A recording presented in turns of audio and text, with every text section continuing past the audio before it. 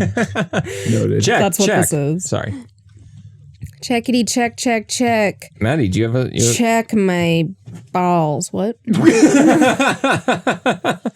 Maddie, did you say you had a story today? Yeah. So you guys, we're famous. Oh, boy. Do tell. I got recognized today at the post office for being on the Triple Falls podcast. No. Yeah. Interesting. Really? Yeah, basically one of the guys who works at the post office was like, "Were you just on the Triple Falls podcast?" No way. And I was like, "I was just on the Triple Falls podcast. Why do you ask?" And he was like, "Well, I was just on the Triple Falls podcast." Oh, And I nice. was like, "Oh, what do you do?" You know? Yeah. And apparently he also has a podcast with a friend of his where they review movies from the 80s and 90s. Oh, Like right. exclusively. Huh. So I was like, oh shit, that's like kind of close to the same thing we're doing. Yeah. But they're called Overdue Homework. I have Okay. not checked them out, so I don't know if it's any good, but if anybody is looking for another podcast to listen to, guy at the bank has a podcast and he recognized us and I thought it was cute. Cool. Oh. Movie reviews from the 80s. Yeah. I like it. Yeah, sweet. That was my story. That was That's story. crazy. That's awesome. So I also have a story, Ooh. and I have a story that requires your opinion. Ooh, I have lots of those. To warn you, this might look bad upon me. I genuinely want to know. Ooh. I might have had a Karen moment. Ooh. Yeah. You were a Karen? Might have. I'm not positive. Interesting. I'm not positive. Okay. So I'm a collector of movies. Yes. I went to Walmart and I saw that Arrival was there on Steelbook for $20. And I was like, hell yeah, sweet. I'll buy it. Hell yeah. I got a gift card. Hell yeah. Why not? Got the movie, bought it, whatever. Went home, and when I opened it, there was this big ass dent on the top of the case that like bends it. Mm. And like part of like buying a Steelbook is like you're buying it for the case. Right. Yeah, Yeah, right, that's of the whole course. point. Otherwise, you would just spend $5 on it. Exactly. Yeah. Of course. Exactly. And so like I was like, oh fuck. Well, I don't want this now. I'm gonna go and return it. Yeah. Whatever. And you know, as I'm like driving in my car, I'm like, you know what?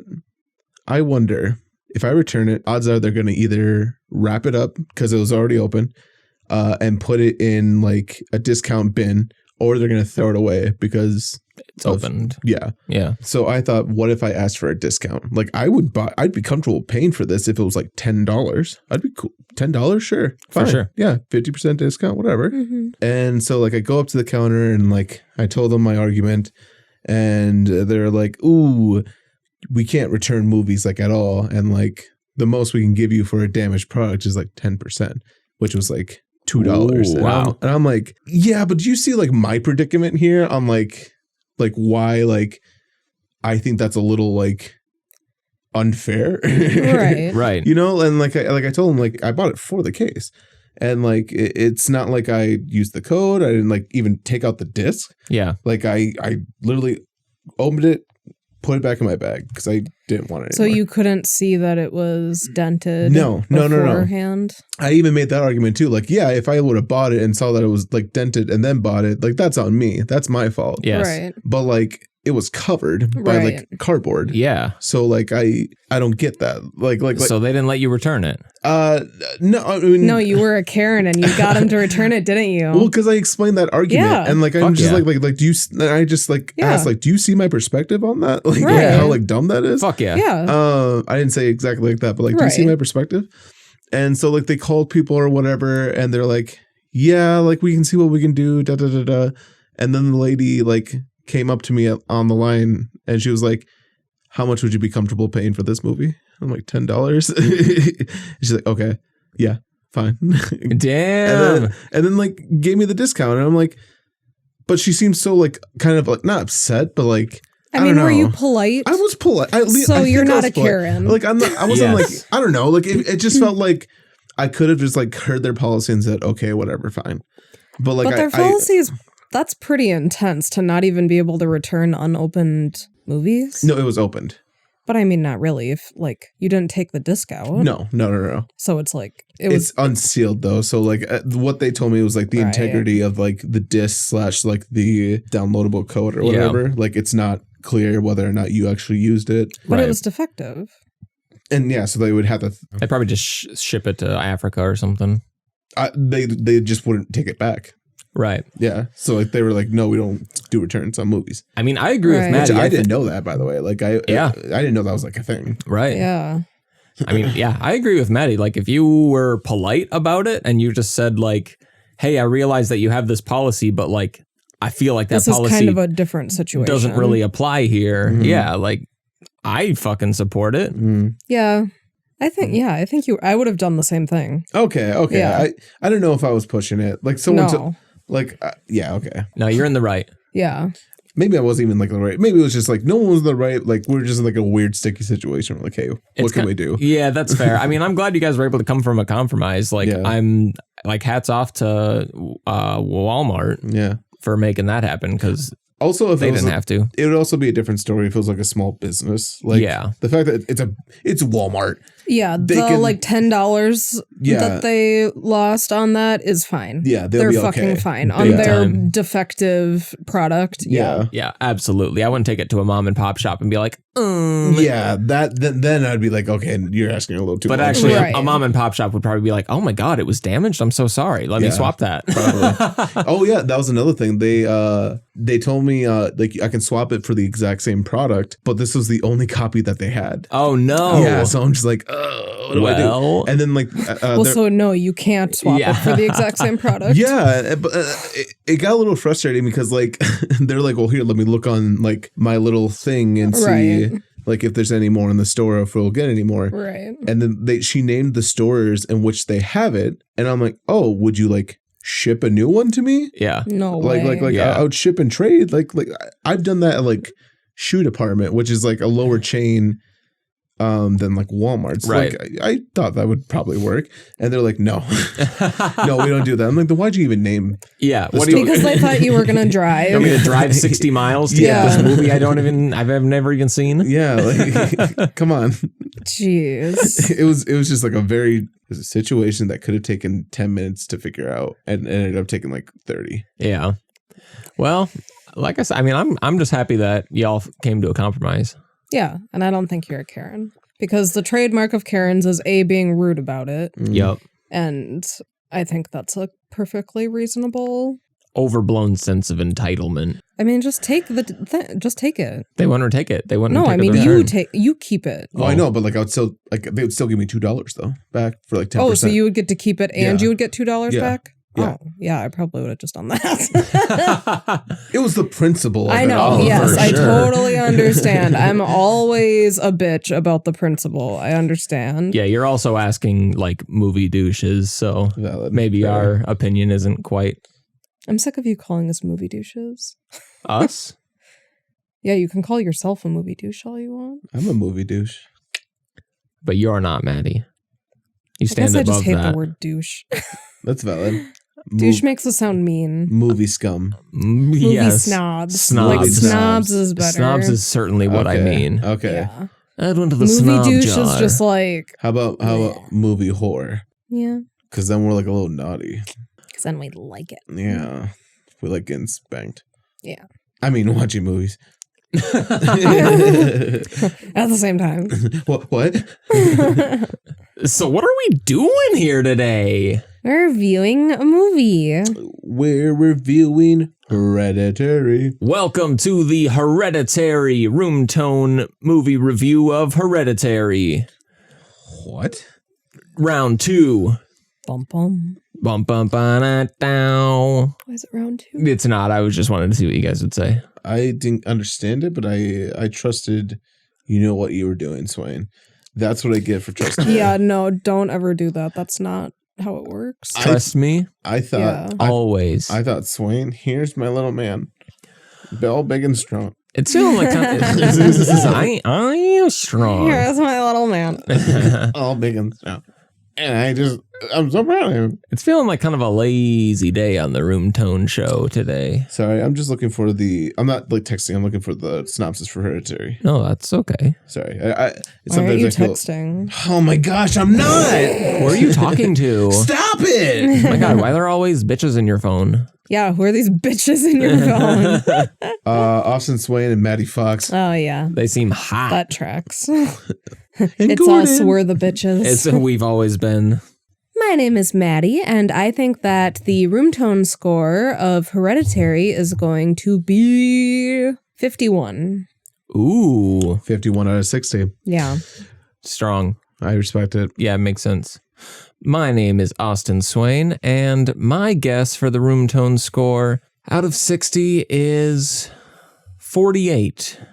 That was my second guess. Ah. I'm Austin Rapeza, and my guess for the room tone score for Hereditary will be 55. Ooh. Yeah. Wow. I think it's going to get high up there. Yeah, we like this movie. Mm-hmm. And here's the thing. If I had to convince you guys, I will. Bring it on. Motherfucker. Well, Austin, would you mind giving us a synopsis of this film before we jump into our formal review? Of course, Mr. Swain. Shock it to me. I don't know. Let's change the sound. Let's go a little bit more dark tone. A little dark tone. Let's match the vibe of he Hereditary. hates your music. Swain, I don't hate your music, baby. No. It sounds like you hate his music. Hey, Maddie, shut the fuck up. Sounds like you hate his music, bro. Maddie, don't you fucking say that. He's my husband, man, and you're making fun of his music. No, I'm not fucking making fun of his music. I think his music is okay. I think his music is okay. Would you read the synopsis for us? Of course. When the matriarch of the Graham family passes away, her daughter and grandchildren begin to unravel cryptic and increasingly terrifying secrets about their ancestry, trying to outrun the sinister fate they have inherited. Dun, dun, Yo, dun, they dun, dun. fucking copied us. Big time. That's like the one movie synopsis that I basically have memorized for some reason. That's fair. That word for word? Yeah. Why? I don't know. Can you say it again? No, probably not. I mostly remember It's the main matriarch gist. part. Yeah. It's what's on the back of the case. It's like one of the yeah. only like synopsises that's like the same on the back of the case as it is online. Well, okay. Well, can you guys guess the Rotten Tomato score? 89%. I don't know. I'm going to guess 85. 85? That is incorrect. Both of you. The Rotten Tomato score is a certified fresh 90%. Oh, that was close. Maddie was damn near right on the money. Damn near, but not. That's one fresh tomato. Yeah, Okay, can you guys that it is. Can you guys guess the audience score? 5 out of 5. Is it out of 5? Is it 100%? What's out of? It's percentage. 92. 98. Both incorrect. 69%. Wow, Ooh, I'm surprised. Which also, just to point out, nice. All right. That's surprising. I feel like people Yeah. loved Hereditary. I think I agree. we hang out with a very like artsy crowd. No, I don't think. I feel like we do. We hang out with a very artsy crowd. See, but like I'm friends with people on Facebook who like aren't like us and who were like, oh my God, Hereditary is the best thing ever. So I also thought that people really enjoyed it. I thought it was very well received. Well, interesting. I am curious to see how it's received among this group. Mm-hmm. The So- only people that really matter. Truly. Our opinions are the last word. Mm-hmm. And this is Room Tone. Sorry. Now let's review Hereditary. Oh yeah, that is how we've been doing it. Yeah.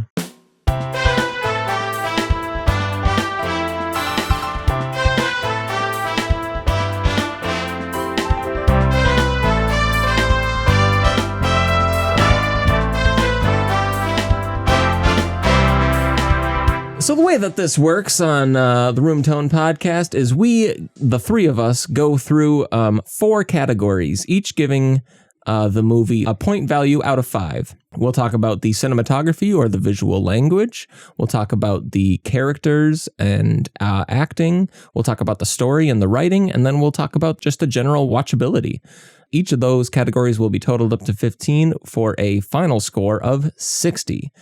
And so let's kick things off talking about the visual language, the cinematography of this fantastic film. Biased, but okay. If I could ask for your guys' opinion first, I just kind of want to hear what your guys' thoughts are in general with the cinematography. I think that they made some very interesting decisions. Mm-hmm. I really appreciate in a horror movie when they coach you to watch the whole frame. It's what I really admire in like James Wan's films in like the Conjuring series, where you're kind of watching the background to like catch something that the characters in the story don't. And I feel like that's something fun that they really do here. Which, piggybacking off of that, I was going to say, I am annoyed that they ripped off the shot from The Conjuring. Which one? The one where it like follows her through the hallway and like goes back out. Oh, and the camera like loops totally downward. Spins downwards, yeah. Yeah. Conjuring did it first. That is true. I feel like, I don't know, I guess it's very pretty, but nothing like... Thinking about it now, I can't like think of a specific shot in Hereditary besides like the head, spoiler alerts, that like blew my mind as like a shot, you know? I feel like it didn't really have anything too crazy cinematography wise. How do you feel? So I guess to like kind of piggyback off what you were saying, Swain. Piggy. A lot of piggies. Piggy. I agree with you. I think one of Ari Aster's like specialties is utilizing the shadows and like kind of establishing the eye trick in the beginning. So like, you know, I watched this recently and I see in the shadows in the corners during the beginning of the film, like various objects that can like be mistakenly shaped like people, but like are clearly objects once your eyes adjust to the darkness. And then like, your brain, I feel like it's almost like your brain is telling you like, okay, these are just objects. These are fine. These are fine. But then as like the film progresses, you start seeing a combination of like objects and people. And you're just kind of like, was that what I saw? Yeah. You know, and that split moment. And what I remember specifically in the theater is like, man, I wish I could rewind that. Cause like, I wasn't sure if I saw what I actually saw. Yeah. Totally. You know? And it is so very dark. It's so dark. It's so dark. And he utilizes those darknesses. And I really enjoy that about him. Plus like the cinematography in general, I really like that minimalistic kind of dark tone lighting. It reminds me of that painting where like that, like monsters eating that man. Saturn devouring a sun. Yes, like the whole movie reminds me of that like hue and tone. Yeah, well put. Yeah, like throughout like the house scene, it's just kind of unsettling, and like it gives me a similar vibe too. You know, because we're witnessing this very disturbing scene. In fact, like I think even in that painting, he was eating eating the head. Yeah, totally. And so like I think with like the cinematography and like the cuts and like I don't know, like if we're also including like the sound as well. Sound is very, very good. Very good. Yes. Like when Peter gets out of the car and he goes and lays down. He goes and lays down because like he's like traumatized. Oh yeah. And like the anxiety of hearing his parents going outside is mind blowing. And her screaming for like a minute straight is like something I'll never forget. Oh my god. I'm gonna put a point in characters for just Toni Collette's performance. Oh my god, yeah. Yeah. But you know what I mean though? Like they have like these very purposeful and like intentional cuts that like drive this wild roller coaster to a cliff, you know? Yeah, absolutely. Like there's no stopping here. It's just constantly escalating. Yeah. And you're almost kind of even like similar to like the shadows. You're almost kind of like wondering like I'm sorry, I'm just gawking over this movie. Isn't that the story though? What do you mean? More than the cinematography?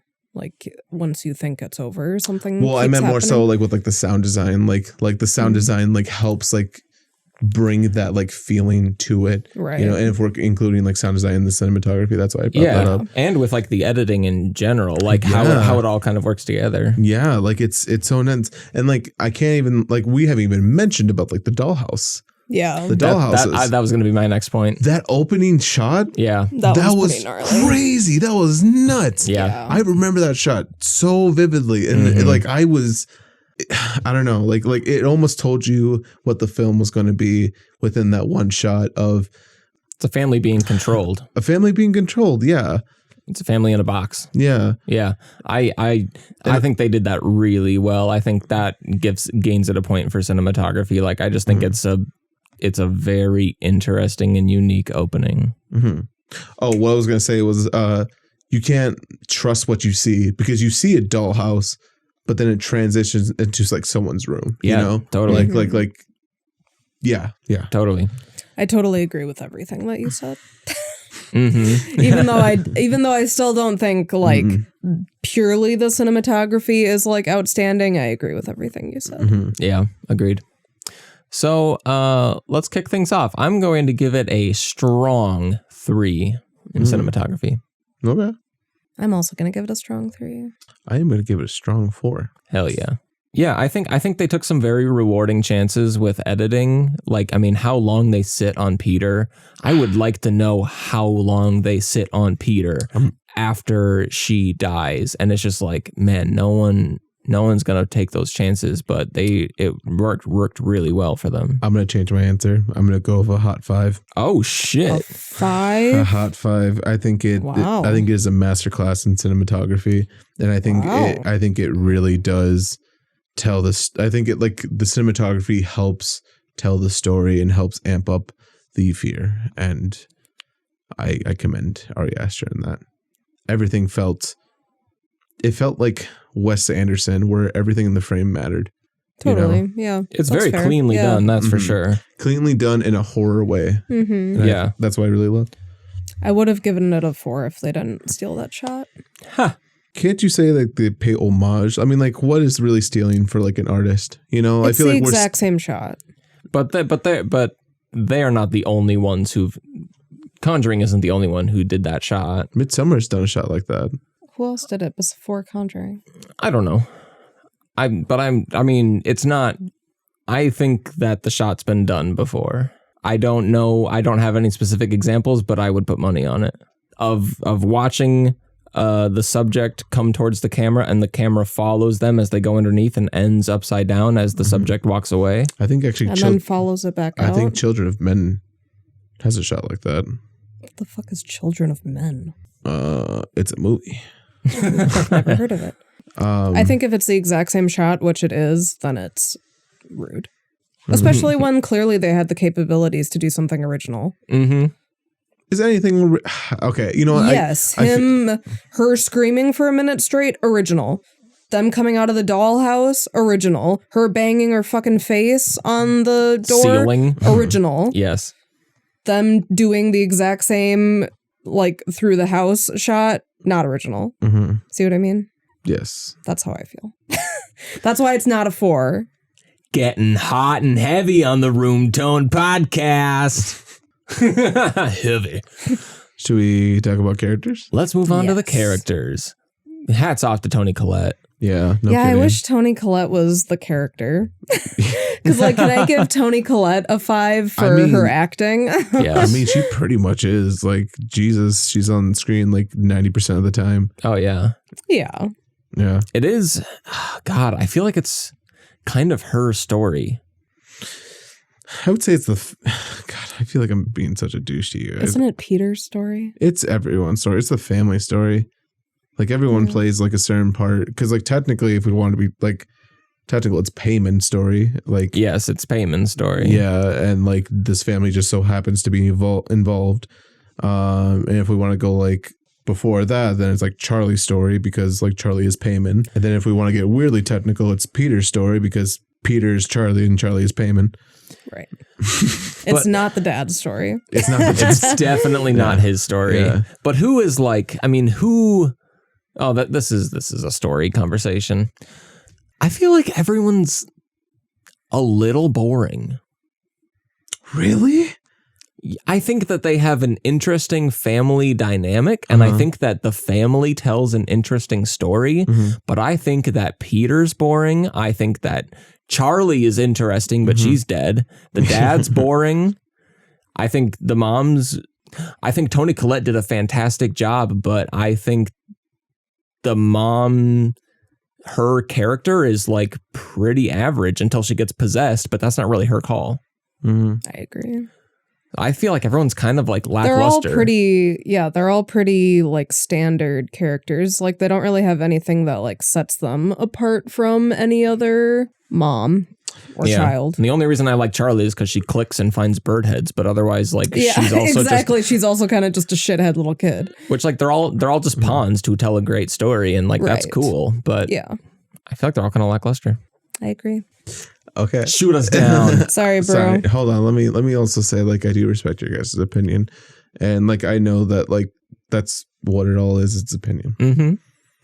I don't agree with what you guys said. But fuck you. But fuck you. No, you can say it. So I don't agree with what you guys said because I feel like if there's anyone who's boring, I would say the father is. Yes. And a stretch Peter. Okay. I feel like everyone has very like different things going on for them. One, Toni Collette's character had to like survive a mom who was like part of a cult, which is kind of like what we're doing. Not only that, but like it was like an underground cult. Like she didn't know anything about it until after she was dead. And so like she had like this whole weird childhood and weird upbringing. And then like there came like the like moment of like when she got like pregnant, she didn't want to have the baby, but her mom like guilt her into it. Yeah. And like that also goes with like her telling Peter like, I didn't want to be your mother. Like I never wanted you as a kid. Like I feel like that's like a layered character. That's not like that's not simple. God, again, that sounds like I'm pointing down. That's not what I'm trying to do. And I'm sorry if it is. No, we are the ones insulting the characters. That's fine if you defend them. You know, and so like so that's and not only that, but like she has herself, she's such like a also very much like a herself thinker. She only like I feel like Toni Collette's character only really thinks about herself because the entire time throughout the movie she's like telling her family like it's all about me. I'm a medium. I can talk to Charlie. Like this ends with me. I know like if this happens, I will die. Like she's not thinking of the consequences of her family. She's only thinking about herself and her grief, which again, valid when you're in grief. Yeah. Mm-hmm. But that's also like another layer of like that character. Okay, so let's put her to the side. Let's go with Charlie. Charlie is also just this very like awkward, weird character. Again, you know, old clicky. Yeah. But is also Payman. Yes. Like is part Payman. And like has this like very weird and intricate relationship with her grandmother. Also is dead, like died very gruesomely. And then also was reborn very gruesomely. Yeah. You know, stuff like that. And I feel like each character has like their own thing. And like just like I don't know, like it's not like fully shown, and maybe this is like the wrong point of like cinema, you know, show don't tell. Yeah. But like, you know, you hear it in like the subtext of like what everyone's talking about. Like you hear them talk about like the grief that they have, or like, you know, like you hear like their motivations, or like, you know, like kind of who they are. And I don't think they're like, I personally don't think they're like one-dimensional characters or basic characters. I feel like they're very complex. And like even like the dad, I would say, has something to him, because like he's also like this, like he's kind of like us, you know, he's trying to be caring, compassionate, empathetic, trying to be there for his family, trying to be there for his wife. But like, it's just like in the thick of it. And like, it like no matter what, can't win. Like no one in this family can win. Yeah, truly. Like, and no one does at the end besides Payman. Yeah. Because they're all in a box. Exactly. Exactly. That brings back to like the first scene. Like, you know, they are in a box. They are like these playthings to this greater being. Yeah. Totally. You know? And so I don't know. I think these are very impactful characters. Can you remind me what happened with the mom, like dousing the kids in gasoline? Was that just one time, like in her sleep, or I feel like they had mentioned like that had happened before as well? I think she caught herself one time flicking the match. Oh yeah. But wasn't it and like had like gasoline, but like she woke up when she heard the match flick. right? So like that was like her trauma of what happened before. Yeah. But then she had a dream about it and like about like that happening and that interaction between her and Peter. Yeah. Mm-hmm. But that's when we found out like she didn't want Peter. Yeah. See, and it's not that I don't like. I think that they're three-dimensional. I don't think they're not good characters. I just don't think they drive the story. I think the story drives the story. Mm. The story drives them. Yeah. And maybe that's part of the genre. I mean, I feel like a thriller is kind of like, oh shit, this is happening to us, versus like an adventure movie where like they have to overcome something in themselves to go out and find the golden goose, or you know what I mean? Mm-hmm. So it may be a little bit on the genre as well, as far as just kind of how the story is told. That makes sense. Yeah. I'd give them a 3. Fair. For Peter, Charlie, and the dad, I'm not really there for it, but the mom is dynamic and Toni Collette killed it. I'm also going to give it a 3. Cool. I think I'm going to give it a 4. A solid run for characters. Mm-hmm. And now what we've kind of alluded to a few times in this conversation, let's dive into the story. Dive on in to the story. See, now the story, I think, is totally original, Mm. totally out of the box, totally cool and unique and terrifying. And I think that that's like, the story is definitely what makes that movie so good. Mm-hmm. Yeah, I agree. Mm-hmm. It's a very like backseat take on the haunted house trope. You know what I mean? Where it's kind of like, I don't know. I'm not really sure what I'm trying to say, but like that, it's kind of a haunted house movie where it's like, oh, there's a spirit who's terrorizing this family. But it really kind of takes like a roundabout way of getting there, where it's like it really kind of slowly builds until it just fucking erupts into mayhem. Mm-hmm. And it's really neat to watch it build. And like, I feel like this movie like does so well at like getting you kind of bored and then shit hits the fan. Mm-hmm. And like, that's one of the reasons that it's one of my favorite horror movies to show people. Is because it just slow burns and then explodes. Agreed. Mm-hmm. Similar to what you said of like the slow burn, I feel like the tension is built right after the scene where Peter lays in bed. Mm-hmm. Yeah, after the head incident, everything changes. Who would have thought? Yeah, no shit. Which I think is very funny and kind of a testimony of like how much she didn't really care about her mother because they died very close together. Oh yeah. And showed how much she really cared about Charlie. And yeah. I guess maybe to an extent how much she would care about Peter if Peter died. You hope. Yeah, you hope, right? Grief does weird things. Truly. Yeah, I think she hates Peter. Yeah, I think she kind of hates Peter. Yeah, that's fair. I kind of hate Peter. I think she resents Peter a little bit. Yeah. It's very, we need to talk about Kevin of a dynamic. Mm-hmm. Yeah, totally.